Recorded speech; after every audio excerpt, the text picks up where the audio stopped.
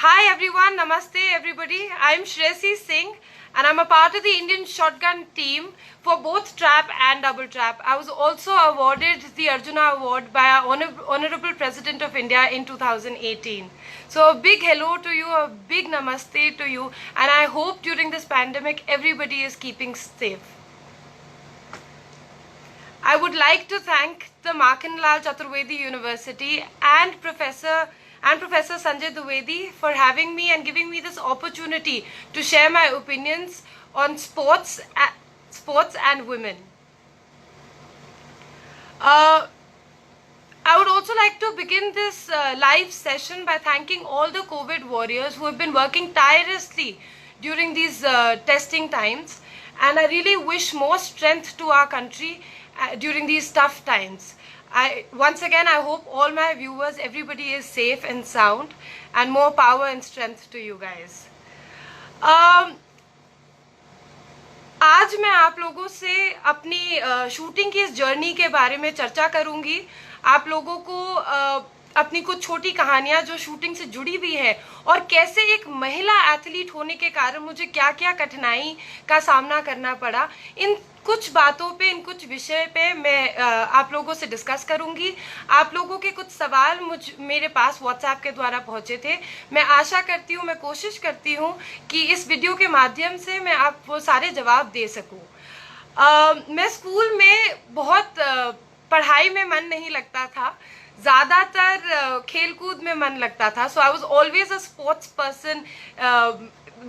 In my gene I was always a sports person. School में सौभाग्य मिला sports captain भी बनने का। थोड़े बड़े हुए जब 10वीं की परीक्षा हो गई, बोर्ड एग्जाम, जो बहुत बड़ी आजकल के बच्चों के लिए, हम लोग के टाइम पे भी बहुत बड़ा एग्जाम होता था और बहुत घबराहट होती थी।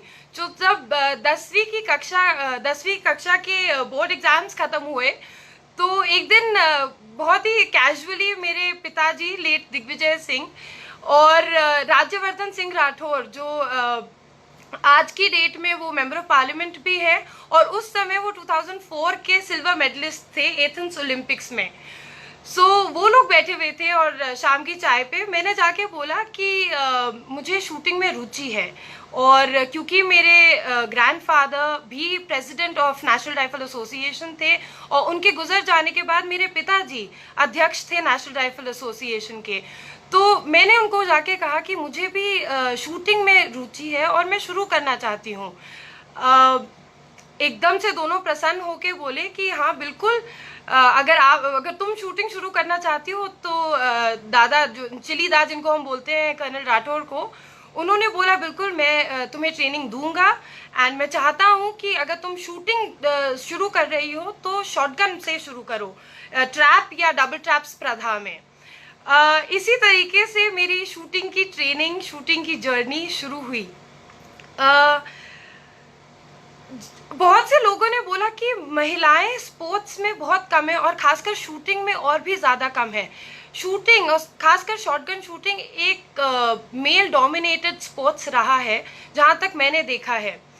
जब 2007 में मैंने जब अपनी शुरुआत की तो बिहार स्टेट से कोई भी लड़की नहीं थी, और इस कारण मुझे ना तो कभी स्टेट लेवल पे कंपटीशन खेलने का मौका मिला, ना ही कभी जोनल लेवल पे कंपटीशन खेलने का मौका मिला। सीधे नेशनल चैंपियनशिप में उतार दिया गया।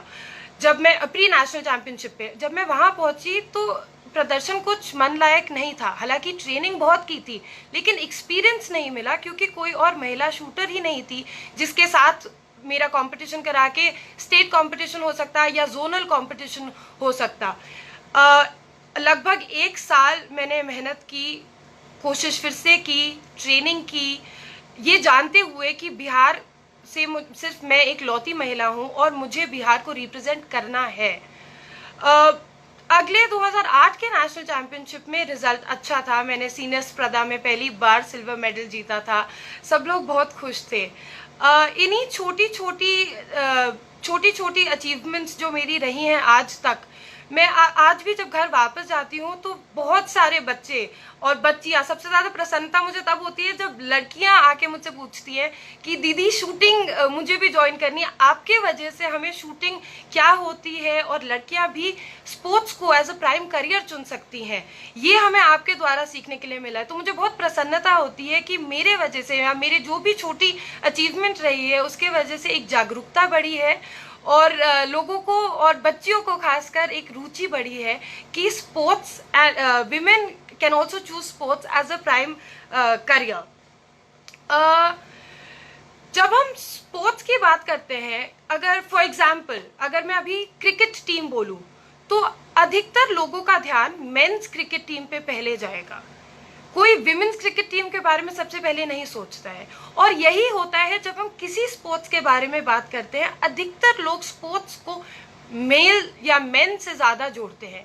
नाउ दिस इज बिकॉज हमारी सोसाइटी एक पेट्रियार्कल सोसाइटी है और ये बात हमारे बचपन से हमारे जहन में किसी तरह बैठाई गई है कि स्पोर्ट्स खेलकूद ज्यादातर लड़कों को शोभा देता है या एक मर्दानी चीज है। की लाइफ में, अपनी रोजमर्रा की जिंदगी में, अपने दोस्तों की जिंदगी में देखा होगा कि जब हम बड़े हो रहे होते हैं तो अक्सर लड़कियों को खेलने के लिए गुड्डा गुड्डी दिया जाता है या कोई किचन सेट दिया जाता है जिससे वो चाय सर्व करना या ऐसे कुछ घरेलू चीज सीख सके। और वहीं अगर आप लड़कों को कुछ गिफ्ट देने का सोचते हैं एक बहुत ही छोटी उम्र पे, तो अधिकतर उनको कोई क्रिकेट बैट देता है या कोई फुटबॉल की गेंद देता है। ये ऑटोमेटिकली दिखाता है कि हमारी सोसाइटी किस तरीके से मेन और स्पोर्ट्स को ज्यादा जोड़ती है और ना कि विमेन इन स्पोर्ट्स को। इसी तरह की एक छोटी सी घटना मेरे साथ भी हुई थी। जैसे मैंने बताया कि शॉटगन शूटिंग प्राइमरीली एक मेल डोमिनेंट स्पोर्ट्स है, यहाँ पर भी लड़के ज्यादा तादाद में हैं लड़कियों से। हम एक वर्ल्ड कप में मेक्सिको गए थे और मैं आपको बता दूं कि एक बहुत ही बेहतरीन कारतूस होता है, उसका नाम है आरसी एक्सीलेंस। इतना बड़ा हमारा शॉटगन का कारतूस होता है। तो ये कारतूस जो आरसी है ये अधिकतर सारे ही वर्ल्ड कप्स पे अवेलेबल रहता है, फ्रीली अवेलेबल रहता है। लेकिन जब हम मेक्सिको गए तो वहां पे ये कारतूस बहुत ही लिमिटेड क्वांटिटी में अवेलेबल था। तो बड़ी दिक्कत हुई भाई। हम खेलने वाले जो पूरी इंडियन टीम थी वो 3 मेन थे और 3 विमेन थी। अब क्योंकि ये कारतूस कम था तो सबके मन में चाह थी कि हम आरसी चलाएं, हम परफॉर्म बेटर कर सकते हैं।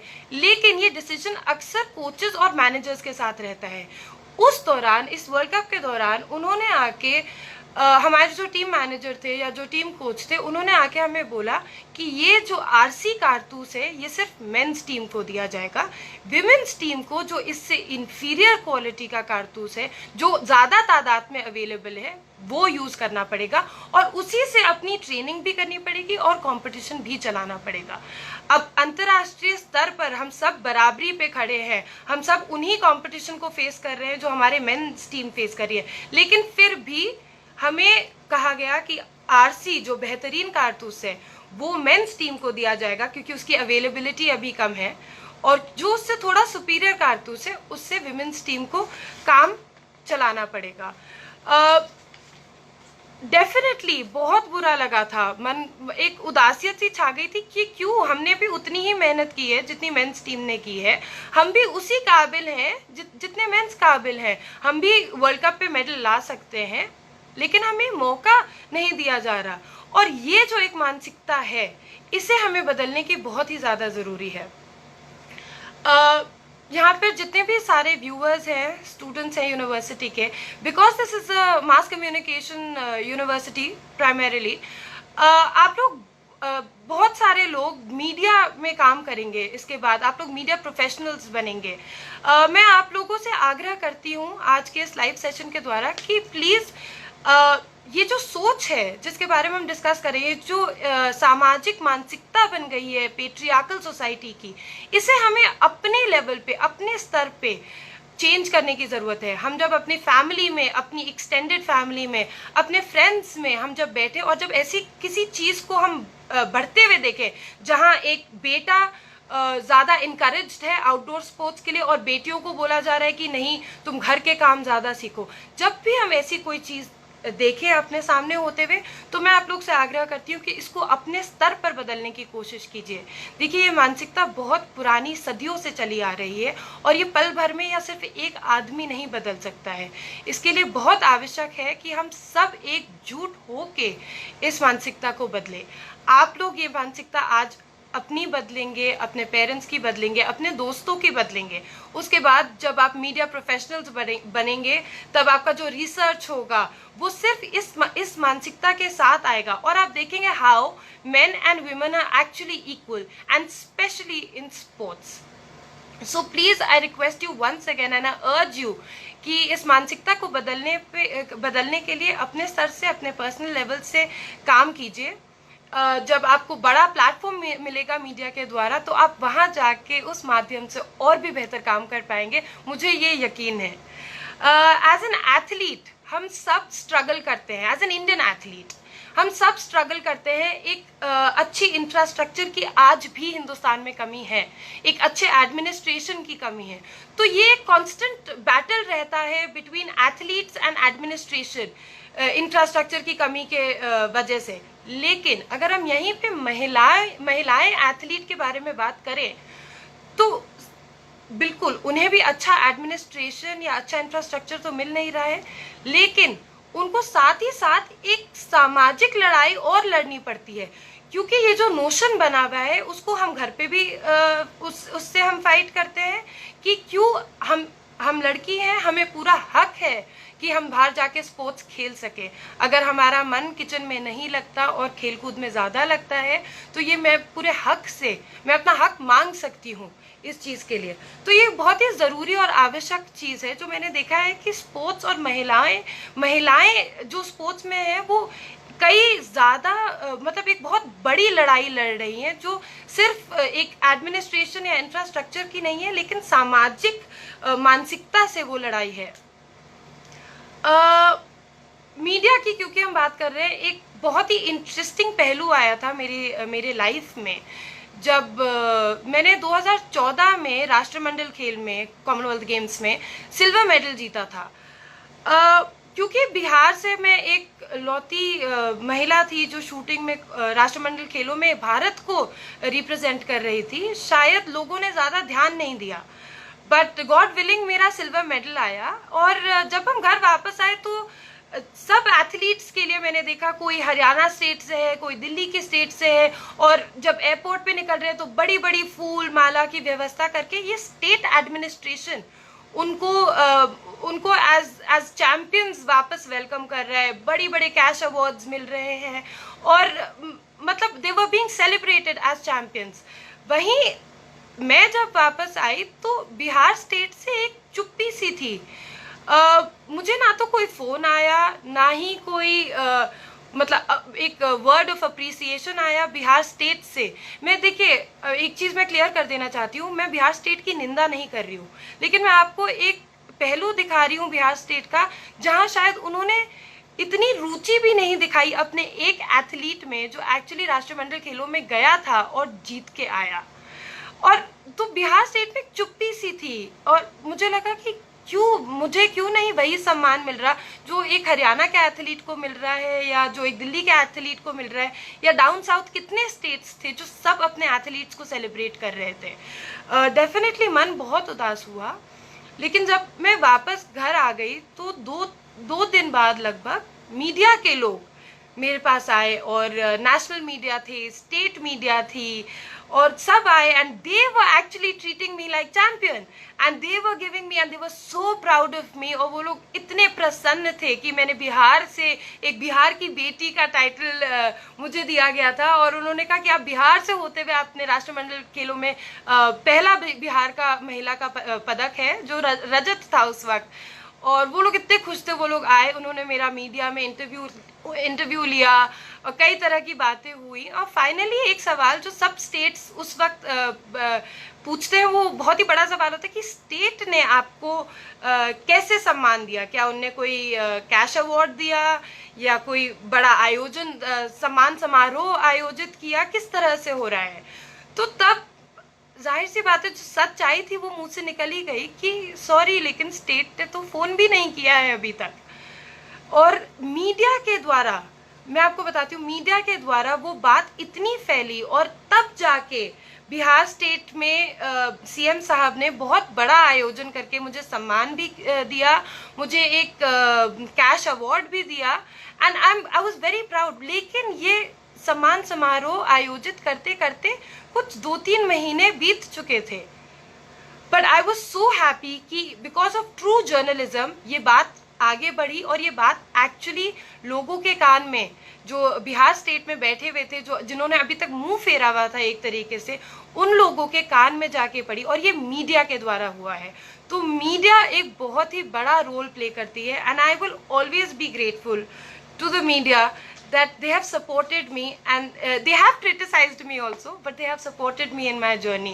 So I definitely wanted to share this anecdote with you. अगर हम मीडिया की एक और बात करें तो एक क्रिटिसिज्म भी सामने आया था जब मैंने शुरुआत में अपनी ट्रेनिंग शुरू की थी 2000, जैसे मैंने आपको बताया 2007-2008 में। 2009 में मैं पहले महिला थी जिसने जूनियर स्पर्धा में इंटरनेशनल जूनियर वर्ल्ड कप में स्वर्ण पदक जीता था, और तब उसके वजह से मुझे एक स्पॉन्सरशिप, बड़ी राशि की स्पॉन्सरशिप मिली थी सहारा से, जो मेरे साथ साथ और भी जूनियर लड़के थे जिनको मिली थी, और सब कुछ जितने बच्चे मिले थे, क्योंकि उनको बढ़ावा देना था तो उनको सबको मिला था ये स्पॉन्सरशिप। लेकिन मेरे साथ क्या ड्रॉबैक हुआ कि पापा अध्यक्ष थे नेशनल राइफल एसोसिएशन के, तो मीडिया में एक बात पता नहीं कैसे फैली, किसने फैलाई, लेकिन एक मीडिया में बात निकल के आई कि क्योंकि वो अध्यक्ष है और उनकी बेटी अब बंदूक चला रही है, तो उनको बढ़ावा देने के लिए एक बड़ी राशि का स्पॉन्सरशिप मिला है।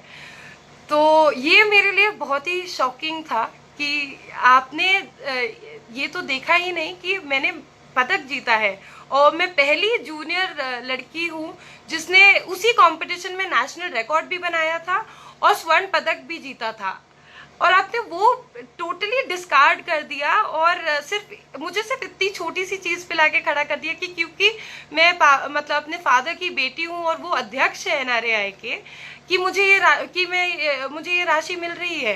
तो इसलिए मैं एक बार फिर से 2014 में जो मेरे साथ इंसिडेंट हुआ था उसको दोहराते हुए बताना चाहती हूँ कि एक ट्रू जर्नलिज्म की बहुत ज़रूरत है आज भी हमारे कंट्री में, and true journalism is truly respected. I respect it, and that is how we benefit as a community, as a whole nation, when there is true journalism. So I again urge you all to be true journalists as and when you start your media, as and when you start your your careers as media professionals.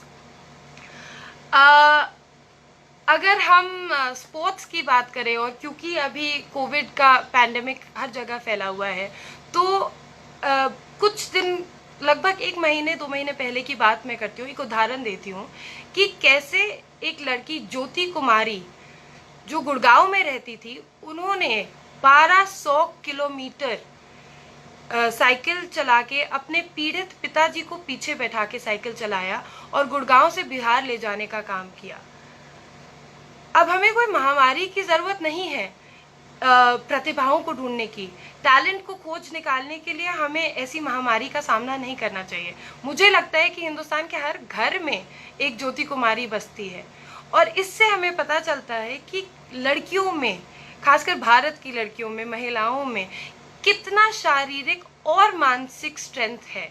They are both physically and mentally strong, that when they are forced in a situation like this, जब उन्हें ऐसी जिम्मेदारी का सामना करना पड़ता है, तो वो अपनी पूरी शारीरिक और मानसिक क्षमता से आगे बढ़ती हैं और हमें कोई नहीं रोक पाता है।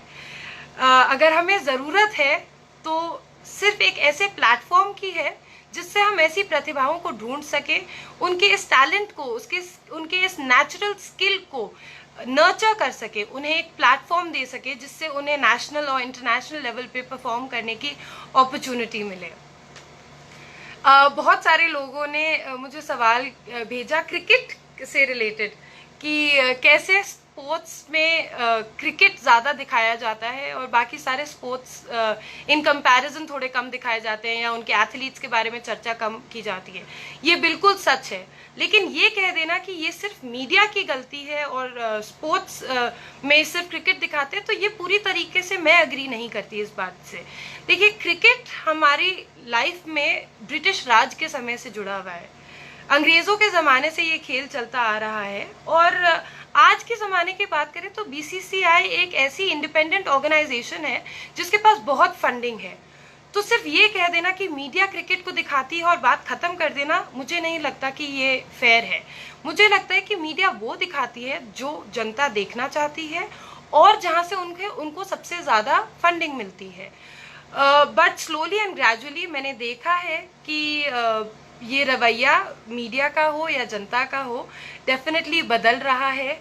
बहुत से लोग दूसरे दूसरे स्पोर्ट्स देखते हैं। बहुत सारे स्पोर्ट्स इंडिया में अच्छा कर रहे हैं। आज की डेट में हमारी मैं महिलाओं की टीम के बारे में बात कर रही हूँ। हमारी बॉक्सिंग टीम इतनी अच्छी है, बैडमिंटन टीम इतनी अच्छी है, of course we have tennis players, there are shooters who are doing so good. So ये जो चेंज है ये डेफिनेटली आ रहा है, थोड़ा ग्रेजुअल है और मुझे लगता है अगर हम सब अपने अपने स्तर पे एक मानसिकता को बदलने की, जो मैंने बात की थी, एक मानसिकता को बदलने की कोशिश करें तो अवश्य ही we will come up as a strong nation for both men and women where we are all treated equally.